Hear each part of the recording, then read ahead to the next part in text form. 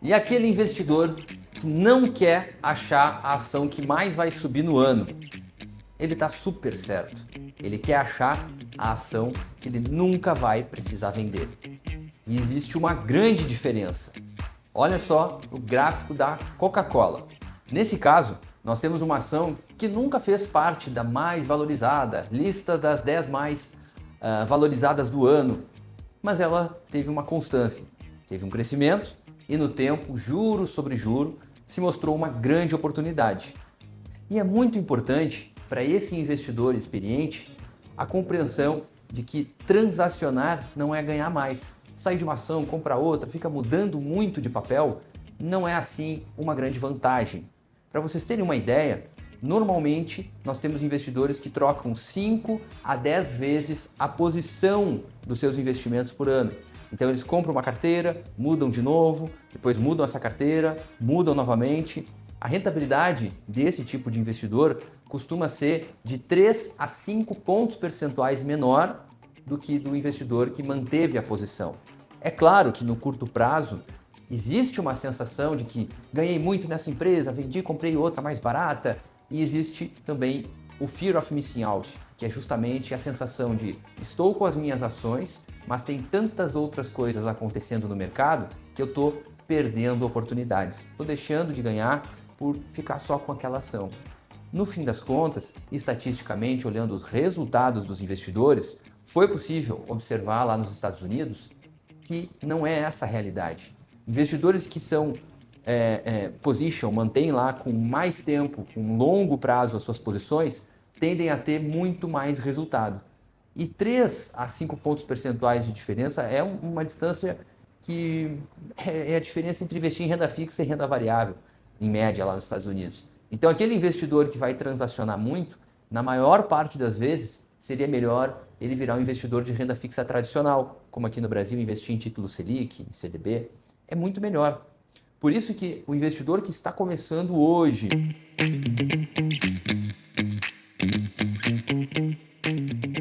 comece comprando aos poucos, todo mês.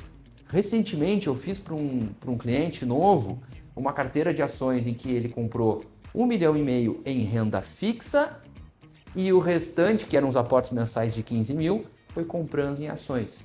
Olha quanto tempo vai levar para ter 1,5 milhão nessa carteira. Não há problema nenhum. Quando chegar nesse momento, ele já vai ter tido a experiência suficiente de ver que lá atrás valeu muito a pena ter comprado e montado uma posição. Ao passo que se eu faço uma carteira, por exemplo, que tem 500 mil iniciais em ações, cada vez que o mercado chacoalhar e tiver uma oscilação maior, esse investidor corre o risco de se assustar e pular fora, perdendo uma grande oportunidade. Nesse momento, a gente está num momento de mercado que os ativos de risco, sejam eles fundos imobiliários, ações ou mesmo títulos públicos de longo prazo, esses ativos que têm maior variação, eles estão lá embaixo, valendo muito pouco. E é fácil de entender por quê. A renda fixa tradicional está dando 15% ao ano. Então o concorrente desse tipo de investimento que tem oscilação está rendendo muito. Logo, as pessoas não querem esse investimento que tem oscilação e ele vale muito pouco. Afinal de contas, oferta e demanda. Ao passo que se esse investimento de taxa de juros tende a diminuir com o tempo, como nós estamos vendo, cada vez mais investidores migram desse tipo de investimento para as ações, fundos imobiliários e títulos públicos de longo prazo. Quem se antecipa a esse movimento, quem entra antes da taxa de juros efetivamente começar a cair, começa a usufruir muito desses investimentos. E é por isso que a carteira de ações hoje está rendendo 40%, não terminamos o ano ainda. A carteira de fundos imobiliários está com uma rentabilidade de 20% a 22%. E a carteira de títulos públicos está rendendo 18%. Títulos públicos de longo prazo, aquele IPCA mais um tanto. Por que a gente está vendo essa grande valorização num ano que parece que a economia não está indo assim tão bem, um ano pré-eleição? Porque já começa a existir essa migração das pessoas que investem em títulos públicos Selic, a esse 15% ao ano, começam a perceber que está na hora de migrar o tipo de investimento. E nessa mudança, nós vamos ter ativos, por exemplo, ativos semelhantes à Coca-Cola, que tem no Brasil essas ações, e elas estão lá embaixo, valendo quase nada, de graça. Hoje, o investidor que entra nesses ativos tem um horizonte de investimentos, de manter esses ativos em carteira, com uma margem de segurança muito boa. O Benjamin Graham, que escreveu esse livro aqui, O Investidor Inteligente, que é uma bíblia do mercado financeiro, ele fala justamente sobre a margem de segurança.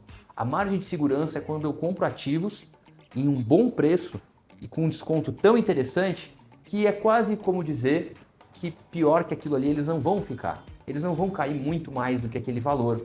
Eu compro um bom ativo já com desconto. Imagine isso, ó, eu comprar um carro de 100 mil reais, é a tabela FIP, mas ele está sendo negociado a 80. Por mais que eventualmente eu tenha que trocar um pneu, fazer uma revisão, alguma coisa assim, e um tempo depois eu vá vender, eu diminuo a minha chance de prejuízo. É isso que acontece no mercado financeiro. Só que essa ação de 100, ela em alguns casos está valendo 50, e no início do ano estava valendo 30. Então a gente vê que tem muito desconto ainda, tem um desconto enorme acumulado. Só para dar uma ideia e finalizar esse raciocínio, quando a gente olha a Bolsa dos Estados Unidos em 10 anos, em 16 anos, desculpa, subiu 10 vezes, a Bolsa do Brasil, em dólares, não se valorizou. A gente está mais ou menos no mesmo patamar. Então, nós estamos num atraso muito grande. Claro que quem investiu nos Estados Unidos até então, ou mesmo quem comprou títulos públicos ou CDB, títulos públicos Selic ou CDB, até então, tem se dado bem. Mas não quer dizer que a partir de agora vai ser esse cenário. Eu já vivenciei mais de uma vez movimentos no mercado financeiro em que esses ativos de risco se valorizam muito. Por exemplo, entre 2005 e 2008, em que as carteiras rendiam entre 50% a 80% ao ano, momento de grande euforia. Também entre 2009 e 2011, que as carteiras valorizaram pós a crise de 2008, essa é a mesma ordem, a mesma nível de grandeza de 50% ao ano. Depois momentos ruins, depois a carteira entre 2016 e 2020, que rentabilizou mais do que o dobro do que ter colocado na Selic.